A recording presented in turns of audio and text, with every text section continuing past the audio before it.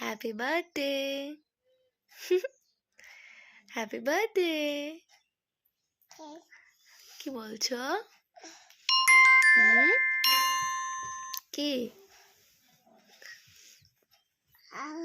আজকে পাপার বার্থডে? পাপা happy birthday.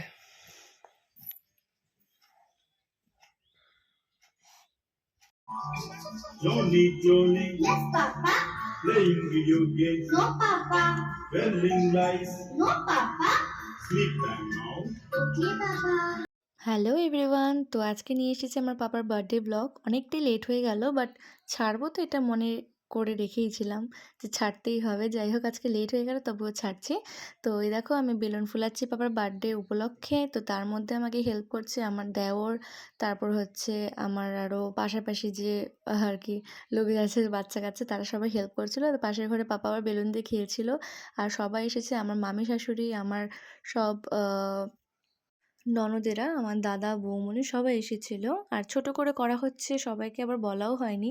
কাছাকাছি যারা আছে তাদেরকে নিয়েই করেছে ছোট করে প্রোগ্রামটা। আর এই দেখো, দাদা কিন্তু আগাগোড়াই ক্যামেরার সামনে একটু লজ্জাই পায়, ও একটু লাজুক টাইপের।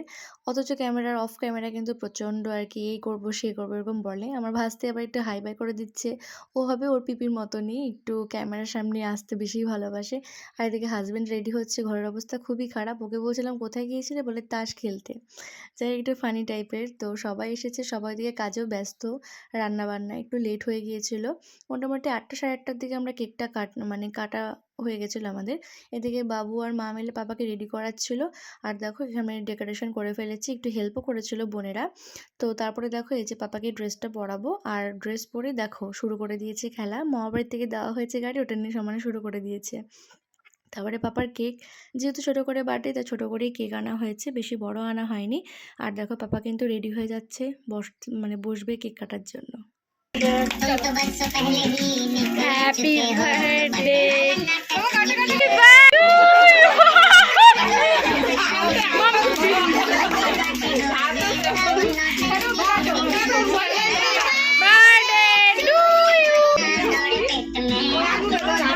তারপরে কেক কাটার পরে কিন্তু আমি কেকটাকে আলাদা করে নিয়ে চলে এসেছি পাপাকে একটু খাইয়ে। যেহেতু অনেক লোক এসছে, তো ওদেরকে এই কেকটাই কেটে দিতে হবে, তাই আমি ছোটো ছোটো করে পিস করছিলাম।